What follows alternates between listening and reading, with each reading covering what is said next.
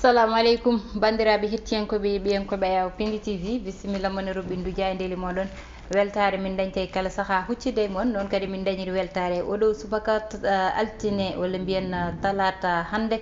kuyiɗon tan yo Allah waɗanen jaam goto foof salminama e inde ko noon manama e jettode seren ɓe min jettaka e laal gotol calminama jura berta juuɗe ñaga duwaw yuppo e Sénégal e aduna o foof ha ɗo mbora saw hollude en caggal jaam dumo e nder leydi meɗen Sénégal hono subaka foof dañde weltare addande on ko ɓuuri tengtude e jaydel ndi kono hettiyankoɓe wiyon ko wiɗon jokke wadde abonné jokke wadde partagé vidéo ji ɗi e saaha foof ɗum noon ko arande on ko ɓuuri tengtude e jaydel ndi e oɗo subaka hande ene jeeya hen ko ganduɗa woni tan ɗum ɗo mawɗo woni dental manggal bangal gardiɗo leydi ndi ene yeehi hen ɗum noon ni woni dental G7 ɗum ɗon noon woni dental manggal kono noon Sénégal holliti hen hoore muɗum no hannirta ni kono Afrique kadi holliti hen hoore muɗum ɗum ɗon ma en gar hen goɗɗum woni tan goppitogol mo Elhaji Ahmed Aidara woppita e kadi tan omo ganduɗa kanko woni Déthié Fall ɓe goppitama ɓe paate koreji mabɓe ɗum ne ko yettere Allah nane nder jaydel ndi ma en gar hen e goɗɗum ganduɗa koko kewe nder aduna e jamanuji ɗum ɗon nenane nder jaydeli ɗi en batta sona udditude oɗo subaka talata hande jayni gendire Le Soleil jayde Le Soleil e oɗo subaka ari tan e banggal G7 ɗum noon goomu mangu wangu ɗum ɗon noon ne woni dental manggal ngal ganduɗa dañi ɗum noon gardiɗo leydi ndi darima tan haalde goƴaji Afrique caggal nde ganduɗa kanko darani toon Afrique ɗum noon o arti e banggal climat ji ɗi kono kadi to banggal énergie e ko fayi sécurité alimentaire kono kadi tan e banggue gouvernance ko way noon e aduna o no yarata ni ɗum ɗon foof ndemay ko way noon ɗum fo ɓe kaali hen ɗum noon ɓe mbi darde gardiɗo leydi woni ko ganduɗa mantinima toon e toon to ganduɗa ko kañum woni to sommet o dañanno to oɗon sommet noon ɓe mbaɗi ɗum walla mbiyen ɓe darni ɗum no hannirta ni ɗum noon ha joni tan ɓe gatti e nder jaydeli ɗi garene jayde Les Échos kamɓe noon ɓe mbi tan Déthié Fall kañum ari tan e darade koyde Karim Wade e Halifa Ababacar Sall kamɓe noon ɓe coka tan ko lebbi 6 ɗi ganduɗa ɓe lelota ko ɗum o fawa e dow makko te ujunnaje nogas ɗiwo foti yobde ɓe mbi avocat ji makko noon oɗo saaha ɓe mbi tan ko ɓe jiiɗi ko wadde appel kanko Mame Diarra Fam e woɗɓe ɓe o wonduno kankone o woppitama o fati koreji makko ɓe gatti kay ha joni tan e sommet G20 oɗon e gardiɗo leydi ndi walla darde gardiɗo leydi oɗo saaha ene darani toon koyɗe Afrique walla tan ene joɗino toon jonde nde ganduɗa ete ko Afrique foof o joɗanino toon ete caggal nde ganduɗa konko ardi Union africaine oɗo saaha kanko noon gardiɗo leydi e ɗum ɗon dañi toon tan walla mbiyen Afrique gañima hen ko tolni milliard uji temedde 6 ɗi ganduɗa yete ina jogori nannede ɗum noon koye koppareje dollar ina jogori nannede e nder Afrique gam tan wallidde ɗum e wone banggueji ɗum ɗon noon woni ko ganduɗa hewɓe pobɓi juuɗe mumen e dañde tan weltare e ko way noon garane jayde enquête kañum e oɗo saaha loski tan fani prison ji ɗi wiide yete oɗo saaha kay kasoji ɗi ko kasoji luldiɓe ɓe tigui ko noon ɓe mbi e oɗo subaka hande saabu ɓe mbi kanko Déthié Fall Ahmed Aidara Mame Diarra Fam ɓe tan ittama e dumbirɗo oɗo saaha walla mbiyen ɓe duttima e koreji mabɓe kono ɓe mbi to dumbiru to ine anda baɗono Assane Diouf Guy Marius Sagna ɓe gowti tonete saabu waɓe no mabɓe saaha foof ene kewno sokede ɗum noon woni ko ganduɗa yete ko konngudi walla mbiyen koko ganduɗa nane nder jayde enquête toon ko to Sébikotane to ɓe nawano woni prison mo ganduɗa ko toon ɓe nawano kamɓe ɓeɗo luldiɓe ɗum saabi ɓe mbi oɗo saaha kay oɗon prison nani wayno ko prison luldiɓe ɓe garen ha joni jayde Vox Populi wi tan Déthié Fall Ahmed Aidara ɓe mbaɗa condamné mana fawa e dow mabɓe ko lebbi 6 ɗiɓe lelota ko Ahmed Aidara fawa ujunnaje 10 ɗi foti yobde Déthié Fall fawa ujunnaje unnaje nogas ɗi ganduɗa foti yobde ɗum ɗon noon ɓe mbi avocat ji moɓe dañi weltare nde ɗo banggue woni banggue ganduɗa ɓe goppitama ɓe paate koreji moɓɓe banggal gongal ngal woni ko fawa e dow moɓɓe te ganduɗa daraki hay nokku ɗum noon ɓe mbi 87 ɓe ganduɗa kamɓene ɓe pawanoma juuɗe ɓe goppitama ɓe kote koreji moɓɓe goɗɗo mo konngudi muɗum tawete e nder jayde vox populi woni Moustapha Guirassy o tan suuti kongude mo ko fanude ɗum e gardiɗo leydi ndi widemo tan o wi gardiɗo leydi ndi yo waddu yo ɓuur ɓumnude haalluji muɗum kono kadi yo ɓuur fewnude gueɗe muɗum e ngal ɗon banggal saabu yete gardiɗo foof ko kañum tan jopete peɗeli wadde noon yo ɓuur jewde darde makko e ngal ɗon banggal ande sammo jikkoyi kamɓene konngudi moɓɓe nani tan e nder jayde vox populi saabu ɓe jeehi yiyodirde e tan gardiɗo muriteɓe oɗo saaha gam tan nawde toon goƴali moɓe wideɓe no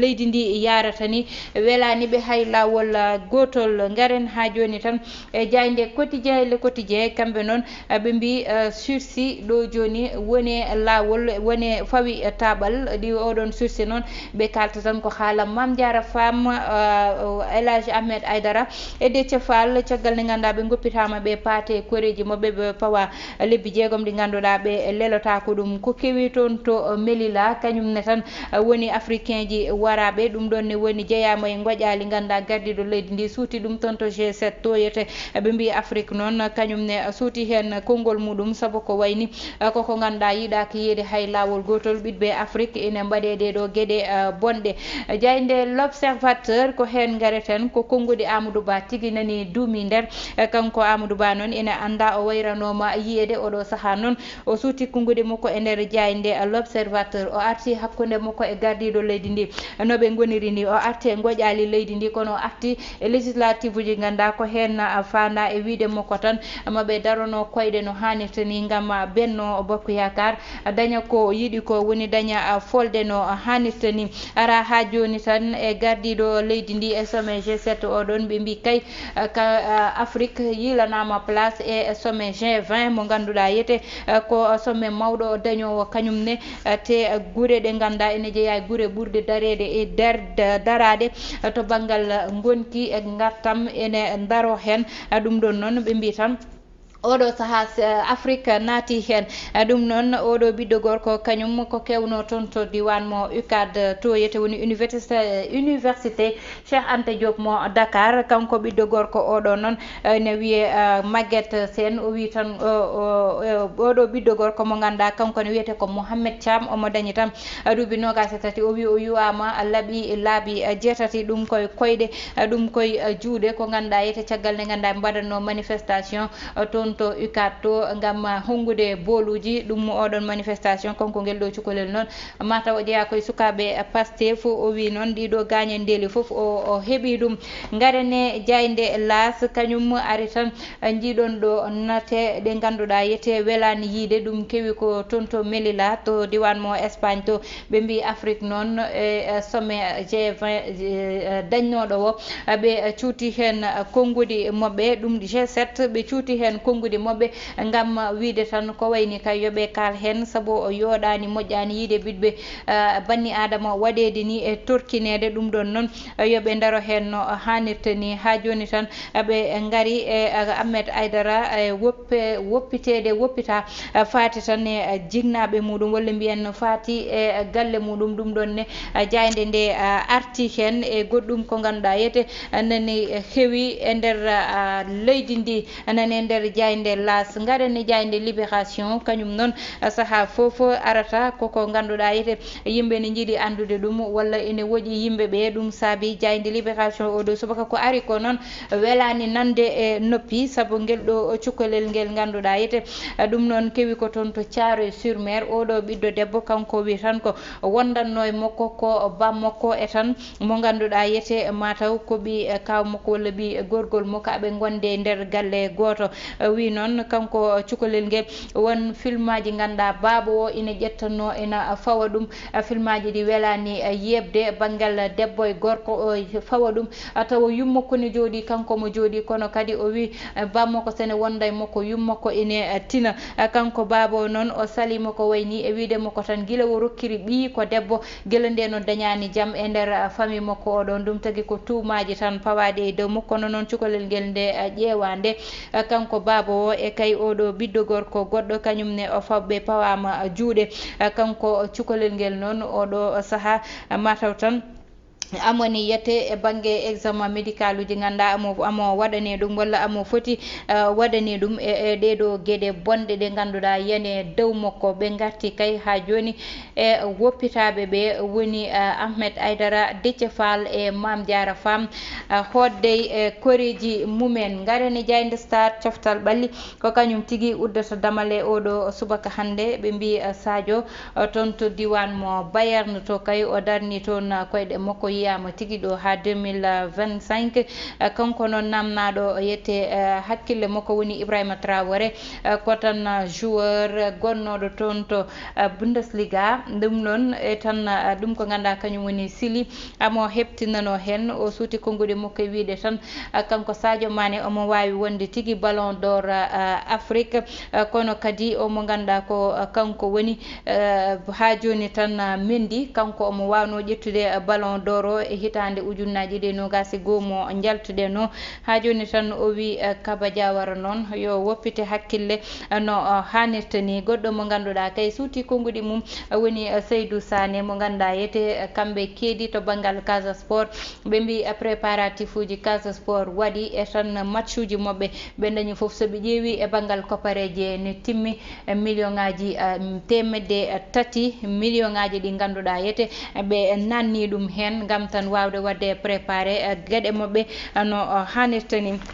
hettiyankoɓe yeeɓiyankoɓe Ayaw Pindi TV ko noon tigui gareten e banggal gongal woni banggal gueɗe rendo walla mbiyen fait divers no subaka foof e wiide on tan hettiyankoɓe oɗo saaha walla mbiyen subaka foof noon no mbaɗirten ɗum ni woni addande on tan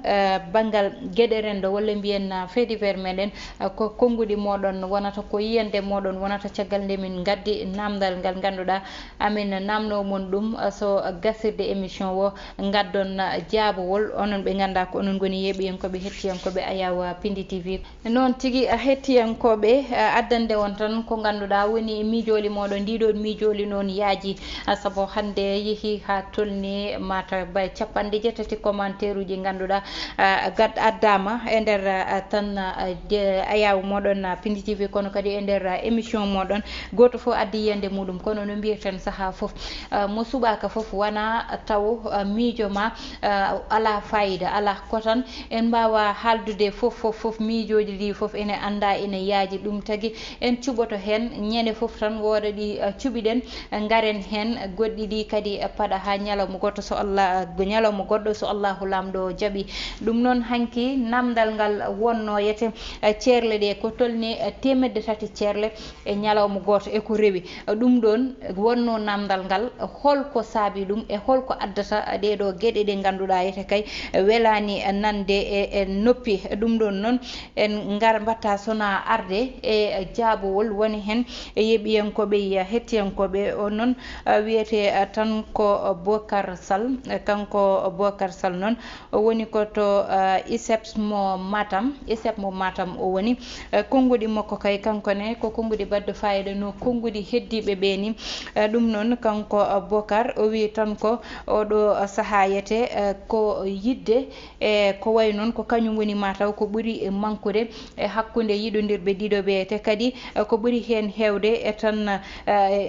dewle ɗe ko banggal yete intérêt wonata hen walla ni wona mariage forcé mo ganduɗa hokkama mo ganduɗa yiiɗa ɗum ne heewi addude divorce uji saabu yimɓe ɗiɗo wonduɓe kay ko yimɓe ɓe gandani poti dañde nanodiral e hakkude mumen ngal ɗon nanodiral noon addata ɗum ko gandudira gila suwata resundide kono kadi e gowodira ɗum ne wawi addude ko ganduɗa ko jaam wonata e nder mumen. O wi noon o yiiɗa hay lawol gotol ko ganduɗa ko kañum woni ceergal inutile woni ceergal ngal ganduɗa ala dalilu. Gareni Akon Sy kankone o addi konngudi makko o wi kayne wawi limede gueɗe jeegom ko ganduɗa yete ina adda ceerle ɗe oɗo saaha. O wi yete oɗo wonɓe ganduɗa yete dañat debbo gonda e gorko walla ɓe daña gorko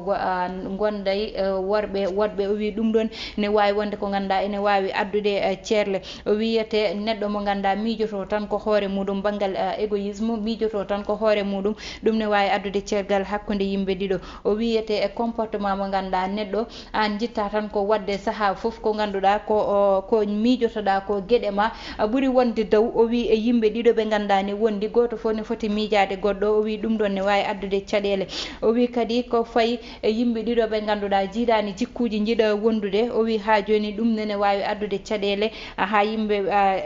ceera. O wi to banggal haalis saabu wonɓe ganduɗa hewɓe ɓe ganduɗa ete oɗo saaha kay jiiɗata ko jogade galle tawa jaɓani liggade ɗum nene wawi addude caɗele. O wi kadi to fayi to banggal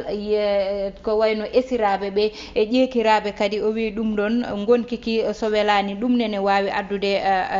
caɗele. O wi noon ko Abou Sy gorko mo juude jaaɓi ko kanko addi ɗiɗo konngudi kanko Akon Sy. Garen ha joni e Aissata Djiggo kañumne toon to diwan mo États-Unis. O wi tan ceerle ɗe hande ina heewi ko ganduɗa ina adda ɗum to banggal rewɓe ɓe hay worɓe ɓe foof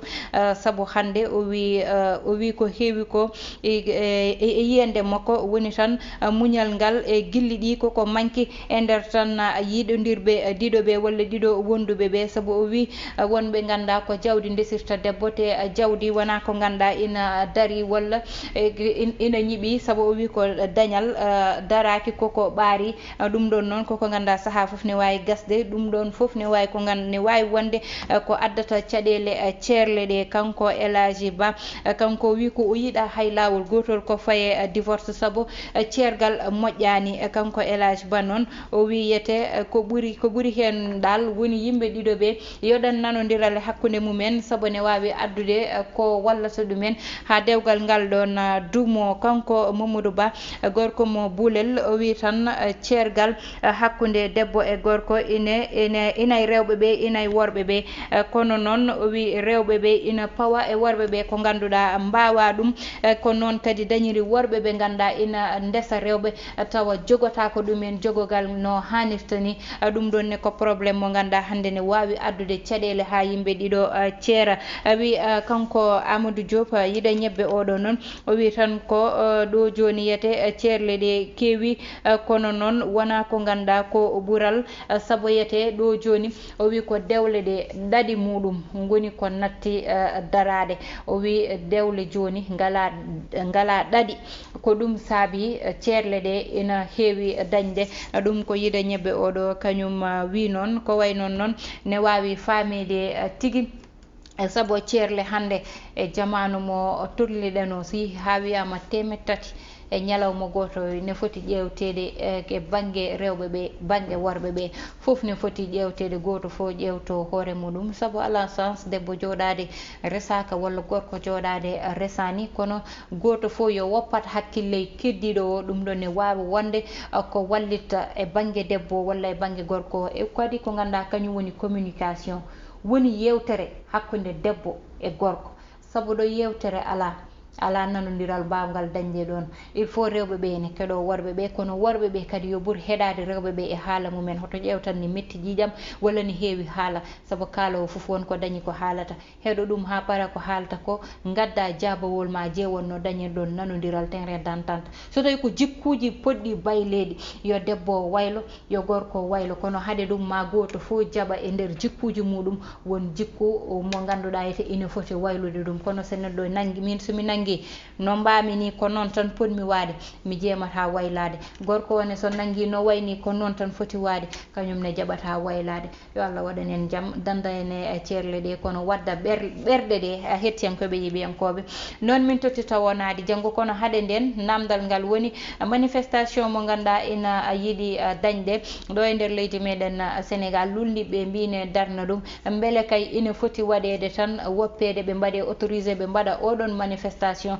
walla ɓe poti ko haɗede kadi werlodiral kaaƴe e ko way noon daña e nder leydi ndi ɗum ɗon noon on goppitenama jaabowol ngol amin paada kadi e nder commentaire uji moɗon holno gaddirton miijo moɗon e banggue politique o e nder leydi meɗen e oɗo saaha manifestation poɗɗo dañde mo Yewwi Askan Wi yiiɗi wadde ɗum ko le 29 wonata so Allahu lamɗo jaaɓi le 29 noon elle ko janggo foti wonde beele oɗon manifestation laamu ne foti woppude ɗum waɗa ɓe mbaɗa manifestation uji mabɓe ɓe koota galleji mabɓe walla kamɓe lundiɓe poti dañde hakkillaji ɓe goppa walla dal yiyande moɗon ena faade e namdal ngal ɗon hettiyankoɓe yeeɓiyankoɓe banimon debbo Aissata Ndiaye wonno heɗeno ene banggal caméra o ko Mansour Sow alias Thiat